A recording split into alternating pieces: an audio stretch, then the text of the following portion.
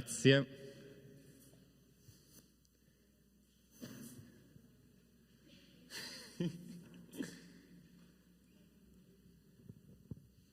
Ci sono tanti posti liberi qua davanti, cominciamo a traslare, cominciamo a venire più avanti.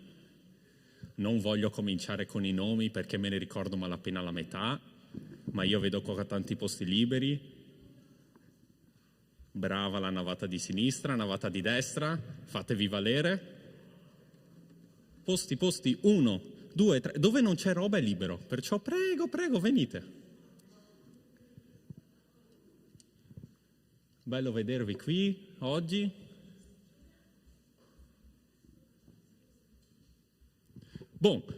Di nuovo, buonasera, benvenuti a questo incontro di giovani adolescenti, preadolescenti, giovani più e giovani meno, di tutti i colori e di tutte le nazionalità. Molto bene, è un piacere vedervi così numerosi, è un piacere vedervi così vari d'età, davvero, il che mi rende un po' difficile il compito perché oggi dovrò parlare di un personaggio biblico molto importante. Continueremo con il nostro lavoro, con i nostri mentori, ed è un personaggio che credo quasi nessuno di voi l'avrà mai sentito nominare, Giosafat. Alzi la mano chi sa la storia di Giosafat, chi l'ha mai sentito nominare una singola volta nella vita. Ok, iniziamo tutti dalla stessa barca perlomeno. Perciò vi chiedo di alzarvi per iniziare il nostro momento di lode, adorazione, e passo la parola a Monique.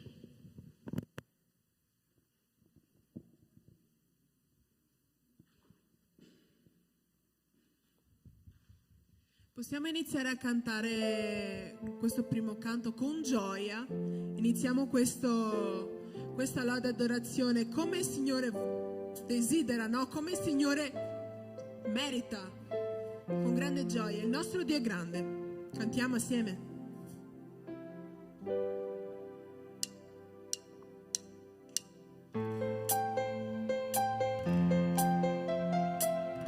Possiamo battere le nostre mani?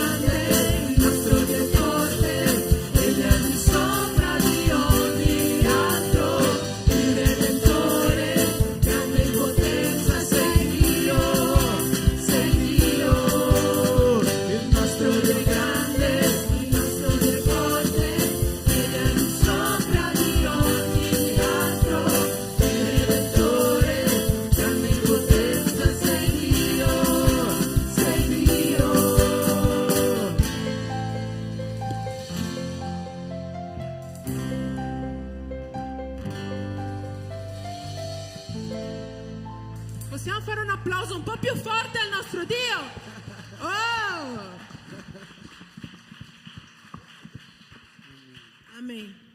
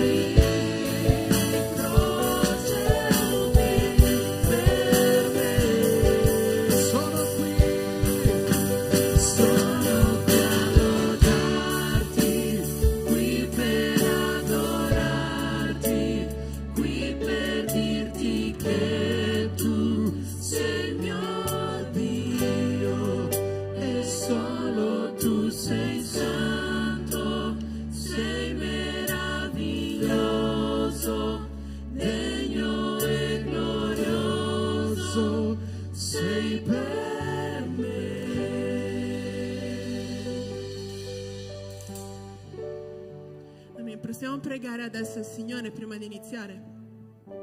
Signore, grazie perché tu sei sempre con noi, grazie per questa opportunità di lodarti, Signore, anche oggi. Ti prego, Padre, di preparare i nostri cuori affinché noi possiamo ricevere la tua parola, Signore. Ti ringrazio, Padre, anche per le persone che ci stanno guardando adesso, che magari non sono qui con noi, ma che anche loro possano ricevere la tua parola, Padre. Nel nome di Gesù, amen. Potete sedervi.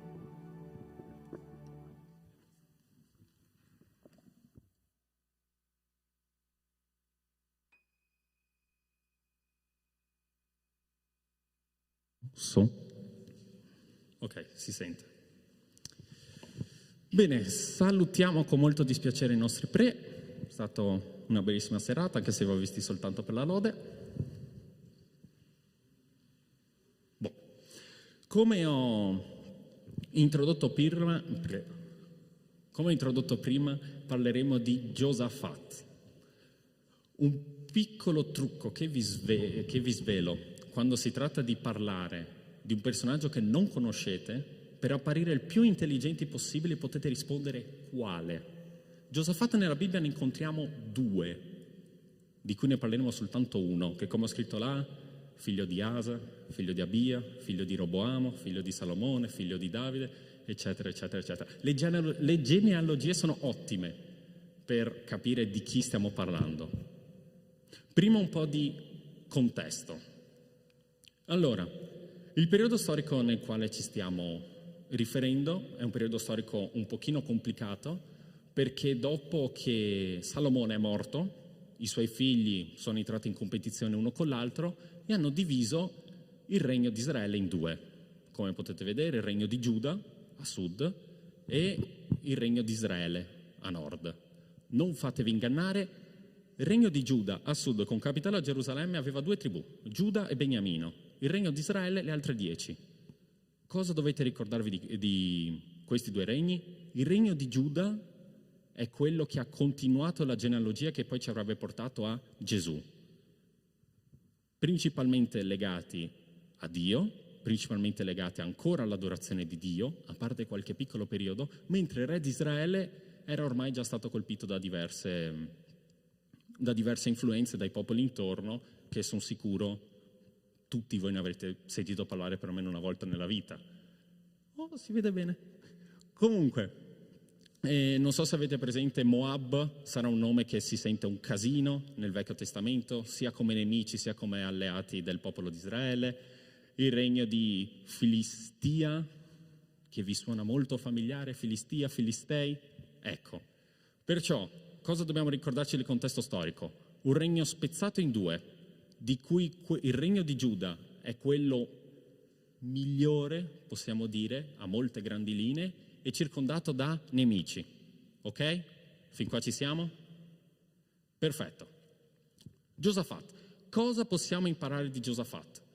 Giosafat, come vedremo dopo nelle meditazioni a piccoli gruppi, è un uomo particolare. Viene subito introdotto come figlio di suo padre, che novità, ma è importante riconoscere suo padre perché suo padre si è dibattuto a lungo per eradicare l'idolatria, eradicare quella che nella Bibbia viene chiamati gli alti luoghi, per eradicare tutti quei culti di adorazione di Baal e di tutte le divinità dei territori circostanti. Perciò, primissima cosa subito che possiamo imparare da Giosafat è imparare dai nostri padri, dai nostri predecessori, padri, nonni, bisnonni, il nonno del nonno, tutte persone che hanno contribuito enormemente al regno di Giuda, tutte persone che hanno portato avanti il culto del Signore, tutte persone che hanno portato avanti lo Spirito di Dio, in modo tale che il popolo potesse continuare a lodarlo, in modo tale che il popolo potesse continuare ad essere condotto nella via giusta. Perciò mentori, stiamo continuando ormai da mesi, neanche mi ricordo quando abbiamo iniziato, ma sono mesi che stiamo battendo su questa questione dei mentori. Perché? Perché è importante, perché è biblica la questione di guardarci indietro e imparare da quello che abbiamo fatto giusto, quello che abbiamo fatto sbagliato. Un'altra cosa giusta che ha fatto Giosafat è riconoscere quando si è sbagliato e tornare indietro. Non è una cosa da poco. C'è un testo in Seconda Cronaca 19 che inizia con Giosafat, re di Giuda, tornò sano e salvo a casa sua a Gerusalemme. Tornato da cosa? Per darvi un minimo di contesto poi analizzeremo meglio. Giosafat aveva fatto il piccolo errore, di farsi amico il re del regno di Israele. Che male c'è? Giosafat non ci vedeva alcun male, voleva la pace fra i 2 popoli, voleva di nuovo un regno di Israele unito, giustamente ha fatto amicizia con il re di Israele. Il re di Israele di tutta risposta l'ha ingannato, l'ha fatto partecipare a una guerra che non era sua, è arrivato a questa guerra e gli ha detto: Giosafat, prendi, vestiti coi tuoi vestiti regali, mettiti sopra il carro del re e conducici in battaglia. Immagino che Giosafat sarà tutto, no, accarezzando l'orgoglio, wow, mi dà l'onore di condurre l'esercito in battaglia, che cosa incredibile. L'esercito nemico, d'altro canto, aveva ricevuto un ordine ben specifico. Combattete, se vedete il re di Israele, ammazzatelo. Lasciate perdere qualsiasi cosa, cercate di ammazzarlo. Ora immaginate, siamo lì, un centinaio di anni, non mi ricordo, credo un 400 anni prima della nascita di Cristo. No, molto prima, 800 anni prima della nascita di Cristo. Sei in mezzo a una battaglia, stai cercando di sopravvivere il più possibile. Cosa vedi a 100 metri da te? Un uomo vestito come un re su un carro addobbato per essere quello del re che sta conducendo il popolo in battaglia. La prima cosa che vi viene in mente è: eccola il re del popolo di Israele, se lo ammazzo vinciamo. Giosafat, per pura bontà divina, non viene ucciso, invece il re di Israele, che aveva architettato tutto questo, viene ucciso da una freccia letteralmente scoccata a caso. Potete andare a leggere, non sto citando parola per parola, ma il concetto è quello: una freccia a caso, l'ha colpito, non è riuscito a fuggire, è morto. Potete andare a leggervelo se volete.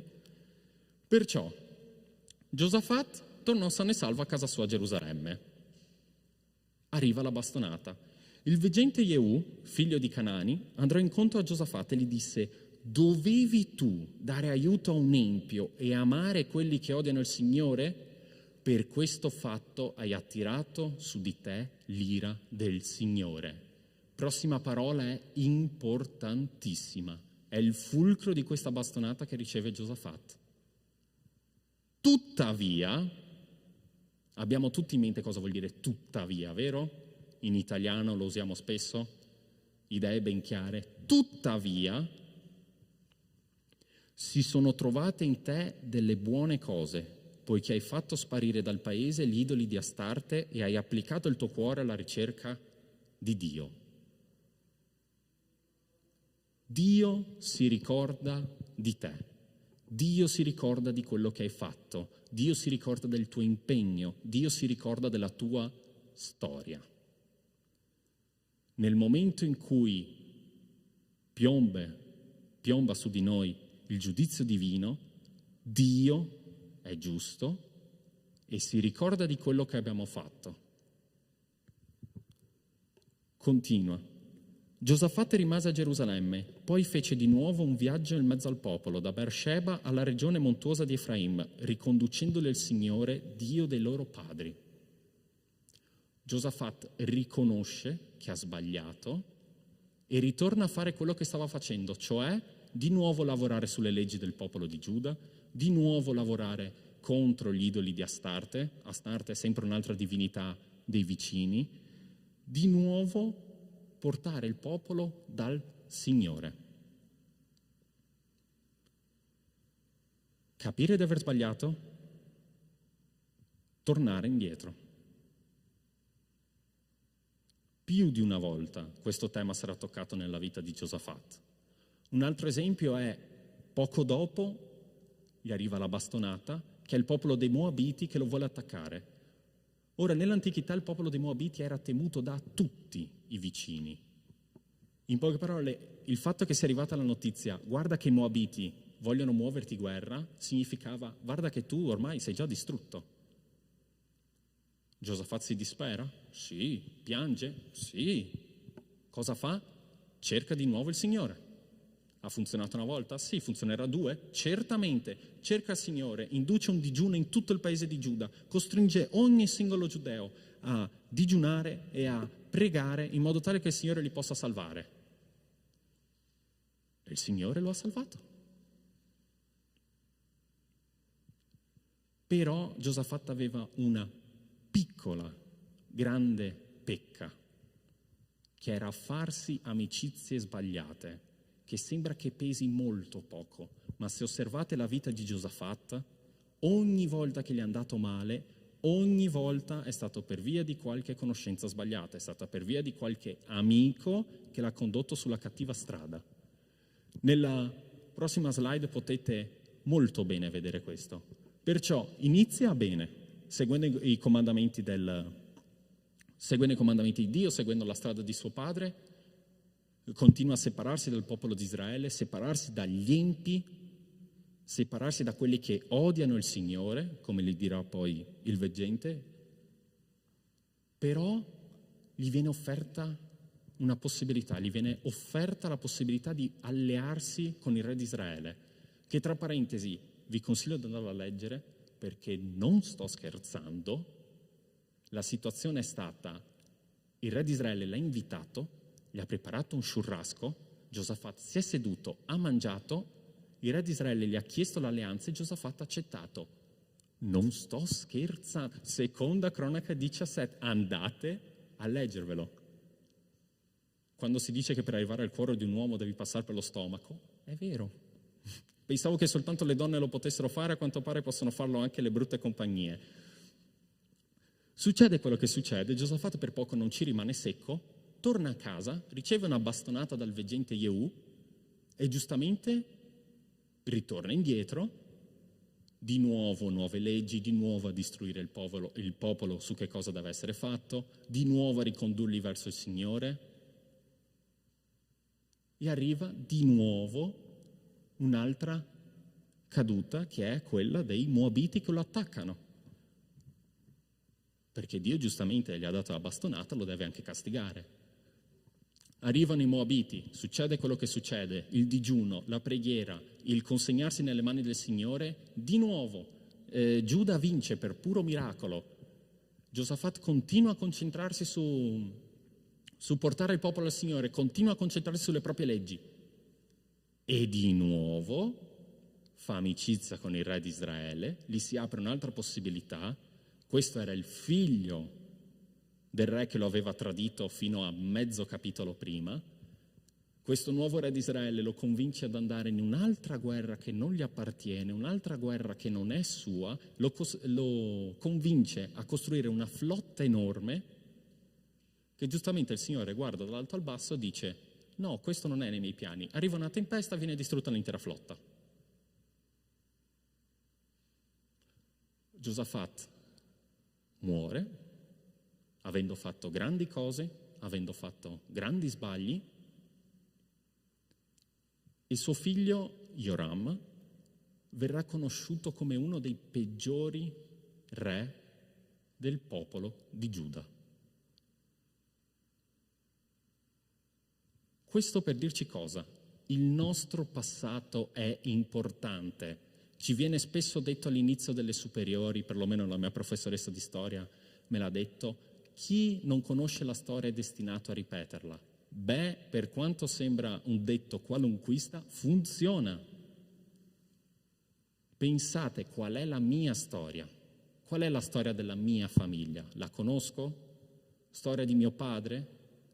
Storia di chi è venuto prima di me? In modo tale che io possa imparare a seguire le cose giuste che ha fatto e allontanarmi dalle cose sbagliate. Perché se no, la storia fa pagare il suo prezzo. Fa pagare il suo prezzo poi nel futuro, perché poi quello dopo di me, se io non sono riuscito a guardarmi dietro e a riconoscere gli errori dei miei padri e a riconoscere le cose buone che hanno fatto i miei padri, mio figlio non riuscirà a compiere la stessa cosa, non riuscirò a trasmettergli la stessa cosa. Qua è facile a parlare di regnanti, a parlare di re, figli, nipoti, nonni, bisnonni, perché nella visione ebraica era molto importante il legame di sangue. Ma io oggi vi invito a pensare non solo ai vostri legami di sangue. Pensate a responsabili del gruppo, responsabili del ministero nel quale state lavorando. Guardatelo e ogni volta chiedetevi: cosa posso imparare di positivo? Cosa posso imparare di negativo da lui? Pastori, anche i pastori hanno una storia, anche i pastori sono uomini che hanno fatto cose buone, che hanno fatto cose cattive. E di nuovo, cosa posso imparare di buono? Cosa posso imparare da evitare dalla loro storia?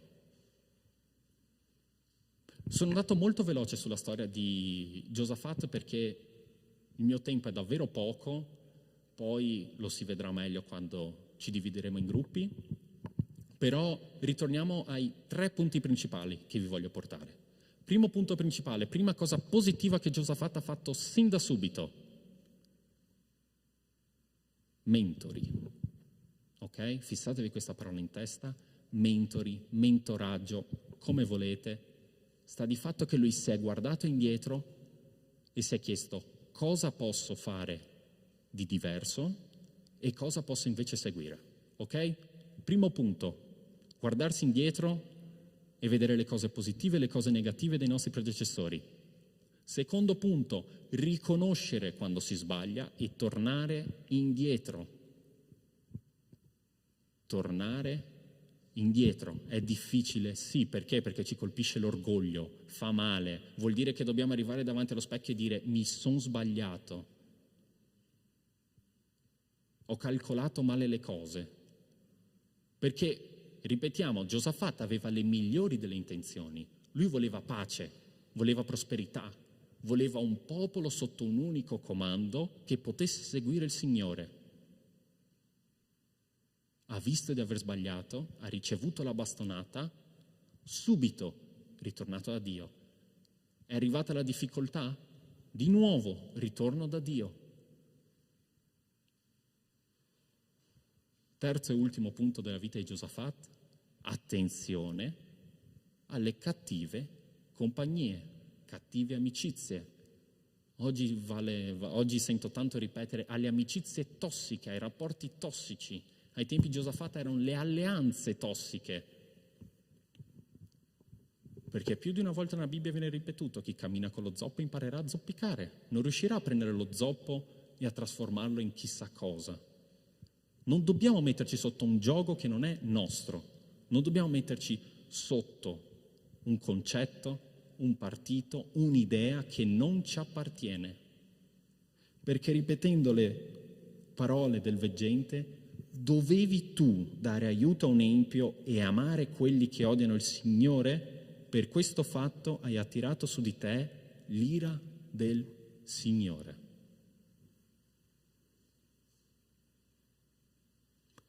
Preghiamo per concludere. Grazie Padre per questa serata, grazie Padre per questa opportunità che abbiamo di studiare un altro mentore che si trova nella Tua parola. Ti ringraziamo Padre per questa possibilità che abbiamo di riunirci insieme e di sviluppare la comunione fraterna. Ti prego Padre adesso di benedire i nostri piccoli gruppi, di benedire il nostro momento di studio e di condivisione, in modo tale che possiamo portarci a casa qualcosa di nuovo, qualcosa dal quale possiamo imparare e qualcosa sulla quale possiamo lavorare per poi migliorare. Tutto questo ti chiediamo, Padre, nel nome di Gesù. Amen. Le suddivisioni credo ve le ricordate, perciò giovani maschi dovranno seguire Emanuele, giovani donne dovranno seguire chi? Stessa sala, di sicuro qualcuno arriverà e vi spiegherà. Adolescenti seguono Pastor Sandro, forse? Molto bene. E giovani più invece seguite Pastor Caio. Stessa sala di sempre. Molto bene, perciò grazie a tutti e ci vediamo.